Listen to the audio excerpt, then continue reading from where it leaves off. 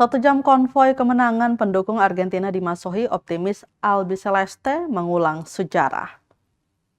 Euforia kemenangan tim nasional atau timnas Argentina di kota Masohi, Maluku Tengah begitu terasa. Hal itu ditandai dengan konvoi kemenangan oleh para fans sekitar 1 jam, mulai pukul 12.53 waktu Indonesia Timur hingga pukul 13.54 waktu Indonesia Timur. Sebelumnya, siaran pertandingan dramatis Argentina versus Swiss disaksikan masyarakat Sabtu 12 Juli 2026 pukul 10 pagi. La Albiceleste menguasai pertandingan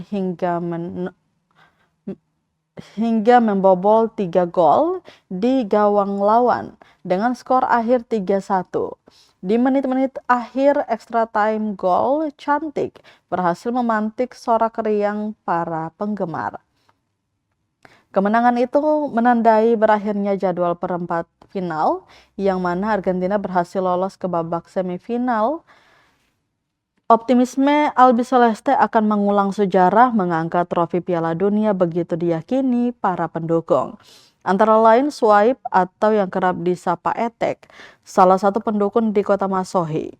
Dirinya begitu yakin Lionel Messi dan kawan-kawan akan membawa pulang trofi kemenangan, terlebih ia melihat komposisi pemain begitu meyakinkan.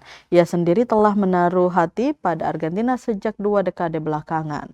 Terpisah kepada tribunambon.com, Rusdi Tehuwayo menyatakan optimis Argentina akan mengulang juara di Piala Dunia 2026. Baginya, anak asuh Lionel Scaloni menampilkan performa yang epik dan kompak dalam setiap pertandingan. Diberitakan sebelumnya, tim nasional atau timnas Argentina berhasil menumbangkan rivalnya timnas Swiss dengan skor 3-1 pada laga seperempat final FIFA World Cup 2026. Pertandingan sengit itu berhasil dimenangkan La Albiceleste, sekaligus mengantarkan mereka ke babak semifinal.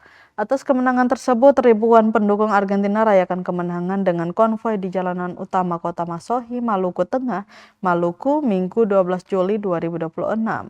Ribuan pendukung birukan Jalan Abdullah Solisa dengan berbagai atribut Argentina.